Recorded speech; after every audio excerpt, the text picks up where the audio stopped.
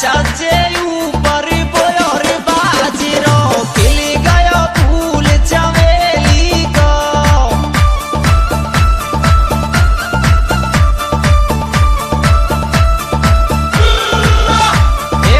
छाजे ऊपर बोयर बाजरो खिल गयो फूल चमेली को।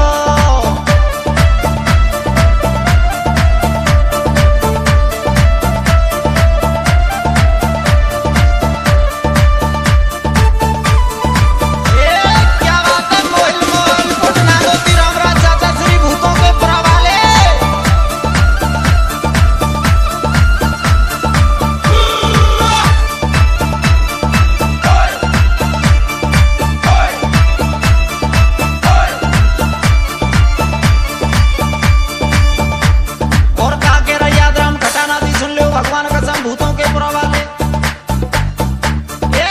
सासी सासुरा मेरे जना के बैरी मोए मरवाए बेकू डोले रे।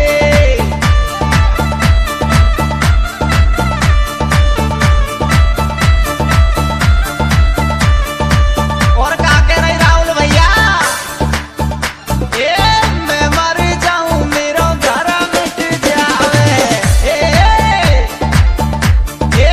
मैं मर जाऊं मेरो घर मिट जावे मेरो ढोला रणुआ रह जाए रे।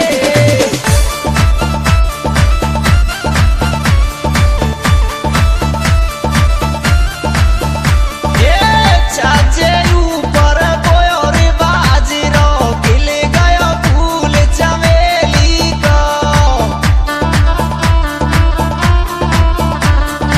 क्या बात है धीरे बोलैया सदेड़ा वाले।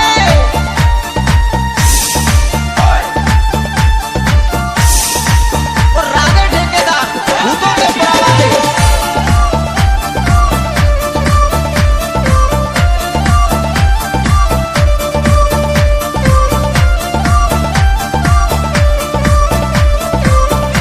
कमर खटाना के झटके।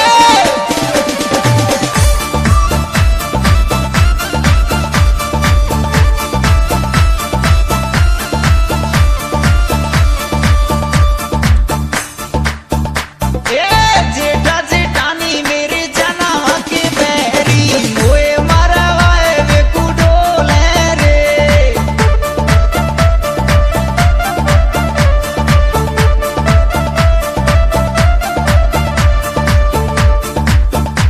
अरे मैं मर जाऊं मेरो घर मिट जावे मेरो ढोला रणुआ रह जाए रे।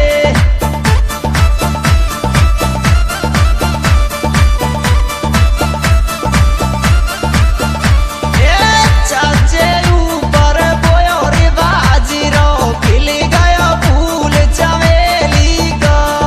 हाय भैया राहुल भैया और अंत में